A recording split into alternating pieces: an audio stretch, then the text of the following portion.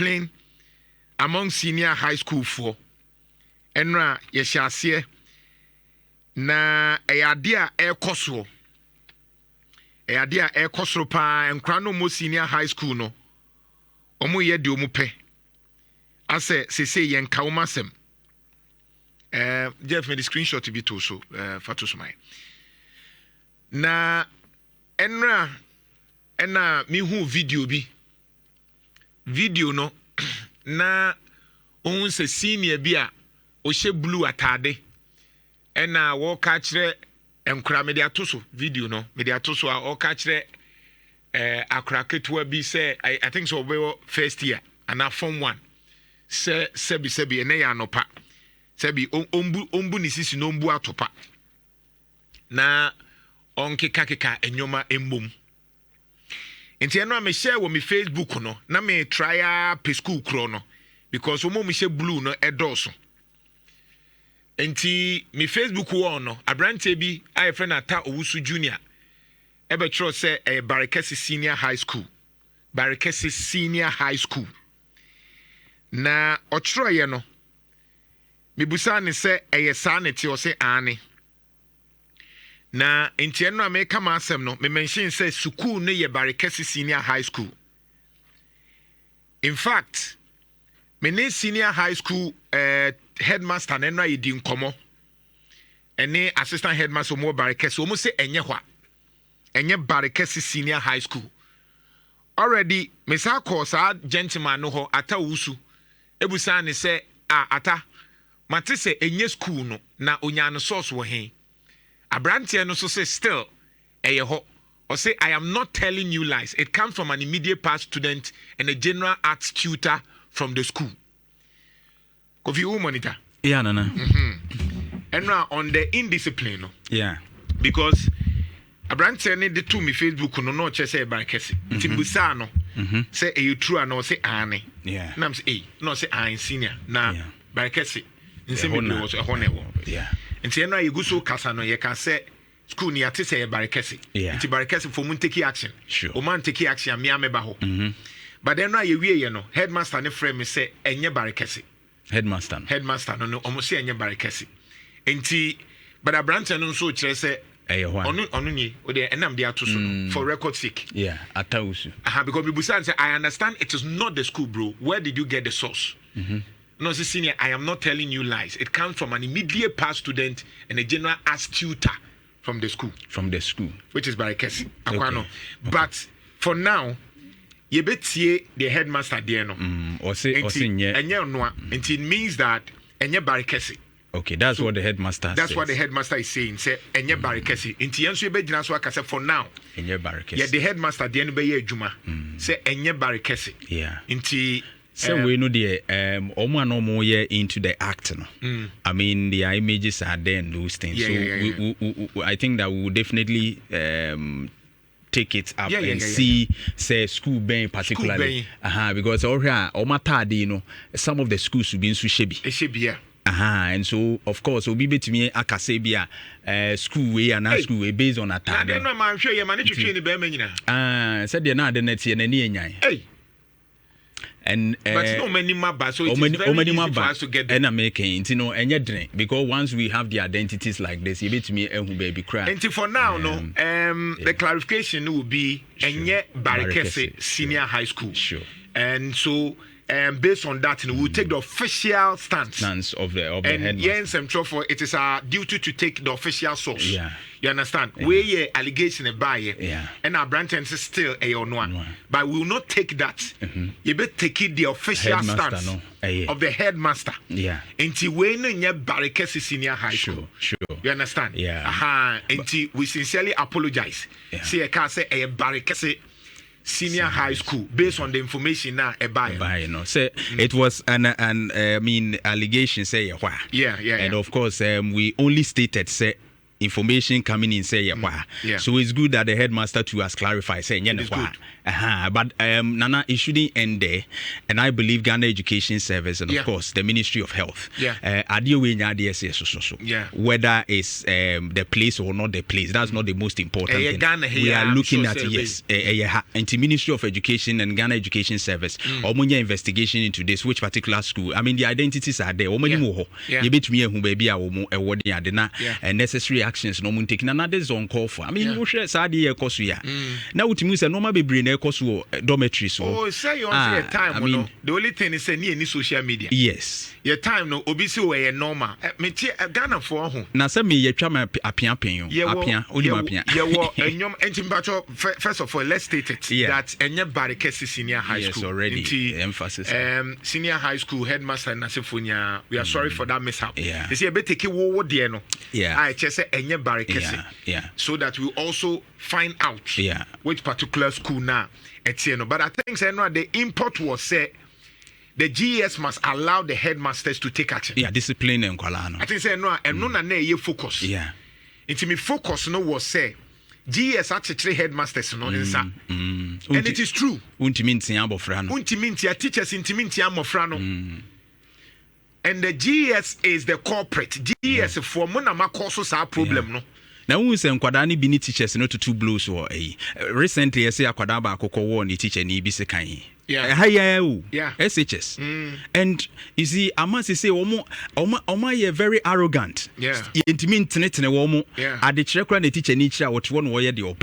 Or campaign with teacher ni natem. Then I bit me, I know, untiminian. By an time, ye slow. And yes, say be a hune say you move, but Yama obey discipline. I didn't know when you discipline. Go through say, so fum a you you be punish you ye pa. But this time, Omon Fashe, or St. Joseph Senior High School. I say almost so blue. Yes, for the door. Omodosun. Blue for the door. Omodosun. And I make us say it lies on the Ministry of Education, Ghana Education Service. Ghana Education Service, no more share. Here. Na I'm supporting the course as a discipline no ebe school mu yedi nkomo bi wa ha na every Agona secondary technical na omo head of discipline say omo so mati bi a friend head of discipline wo school mu won ho anwan but discipline ne nkoso no wo kire mu say akwai say de wo kan ya kekere wo nsa nti ase akwada ne ye bibi a code of conduct no wo ho but ontimi implement it because of the fact that yasa the restrictions bi a me mama how omo betimi a permanent share akwala ne ade bibia omo nyese no so no emmo ankwada no because ebunu mo wa so omo asene wo fie no omo ba omo achi adada e wo fie no omo ba nti se omo awofo kura ntimi a hande omo enti ha no be mo omo soft hands a ensesaye no ntimi ma ena no se na wa na yese nkwada bi omo ebu ban dwane free school mu a ensuo ekofa baako meboa nye senior high school ya ensuo kofa baako a yeyi omu nyina adi yeyi sa nkwada be 7 no say 8 adi free school mu ya de papa ni enti the final punishment na modern mom ni yeyi die enke betumi a prevent say nkoduru the state of say obi kura betumi akowu because onim say ohuri wo okoba eden ya na ye be ye no obi ankowu ankasa asem we mpiem ye ankasa ye yi nkwada adidi wo maba camera dim and the things going on in our schools nana see anhwene these are the future leaders when the future leaders na de kura ye mpo ye ntumi na wenum sa de titira asem sa be wuram di ase ne no man ye kwa anase ye bai problem no GES and that mean say words problem no GES mrafon bi na omo hihye ye de to ho ema ye ka se akoda ye ntia no senior high school oti ase ye wo odokwan so abetimi ate akona ye wo bibi e friend developmental punishment so akra no wo pra kakra bibi wo ho a wo kotwi na ye de ebetwa ado ama obedo eno kra na di sua ado and they say me ya me garden just because my do minimado don't sign. I was a discipline because too much. But can one say can't socialization. I think say and kwadana yen kwadaboni nyina free awofo no nso. Sure.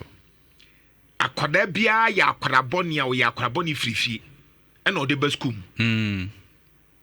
Because say obi a won say wo kona wo yati 2 year no. udi enkoda abonisem kra wusuru nti wo limit but akora wotimi ye nneoma no na wofo na anhwe no na na won se wo nyini a eya na nneoma na wo hu bebrebe no wadwene ye wo se ebia wotumi yo and now they are exposed to social media ne ade hu nneoma bebree ye de kra de kan na TV na akohwe ITI news bi ne toys bi no akohwe na akọ baby but this time around they see a lot of things on the social media and they want to practice everything. Oh, the old nyina person practice it. When who will be creative to also go for two na hwese de esitie. Etianya wan wase obehu say SHS ni wodi two akura class. Every say or the two or yes I will fie. Yes. Or you will fie. Enti wan hu bi. Wan hu say de two ni sitie enti ni papa an control ni say me mfa two nto ha na akwada na ko hu. Kwadwo ye mfa two ma lock me two e wonya access to it e ma ne hu sa ade we nya. Akwada na ye ma ne free ranger de enni ho no obeye. Eno na parents no ya na mpempi ye bu ye ne aguso. E mo mu total freedom. But here so o carve akwala no training akwala no in a way a obetumi afa so aye discipline. But bebre na ja omoma e na wono a just wo de open wo ye e na fekubo ebi wo kra opie kra ne ba onim ba bi onenam. Kwadwo we wo se me hu no opia no pa o mai onim ba bi kra ne ba ne ko so wo kosua de PS Ben wo de ne ho abo wo mo namfofo no wo mo koba ne maame kra nim ho hwe ne papa nhwehwe no anse ne ba na kwa aba no wotim obi kra wo so a ne ba ko school nkosra ne da onim kra se bia ne ba ne school gate kra wa ha no anso akrama me ko school. And you see one of the things our parents need be so neglect here. Ha dwenti abofra no wo school onim se okodu school mu dia o ma me mfa me ho. Obi akra me bisa mase teacher ni bi akra ntimi nkan report bi anjiro bi antimi okay. Ti de ope bi ano ye. And it's hard time awofo no so e sorry na no mo so aya no mo ko attack e teacher fo no. Obi wa se teacher ni bi etia ne ba. No ono ankasa akọ ni teacher ni ne kokko. Oni teacher ni ko ewom say SSS wom obi wa obetumi abo akwada bia twa no ama ebi kra ba akọbọ nani those are SSS but etia yetia oba say obetumi aye control de ehun hia say obekọ na ni teacher ni akọkọ all these contributions na ma ne ya beduru ba bia ya duri mo amode eba no ye pese ye nyantimu de mombo aye ye pese ye hu school kro no se I establish say nye barika senior high school enti ye pese ye hu school kro no. What do I say? Jeff, you free so, mamina, disgusting. Obinso, kase, ebia, be minim. Okay, so let's get schools so we use blue. What do I say? Yenya sampling. No schools who say more Marco senior high school, maybe use green, maybe use blue. Me use black and white. Black and white. Oh, okay. And no school. I'm an yampum. Oh, okay. Black and white. Okay. Enti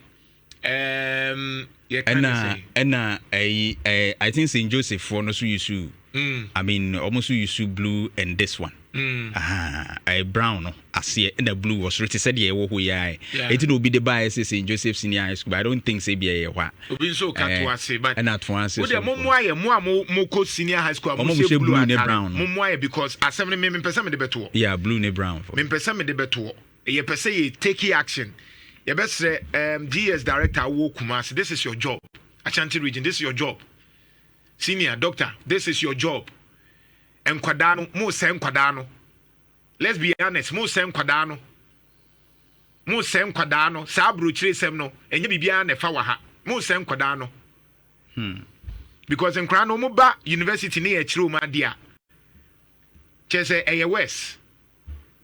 Nkrano mo free ho no mo ba university na wo chiro ma dia. Eye west. Ade no kra wo so answer wo na wo so for so say suama no.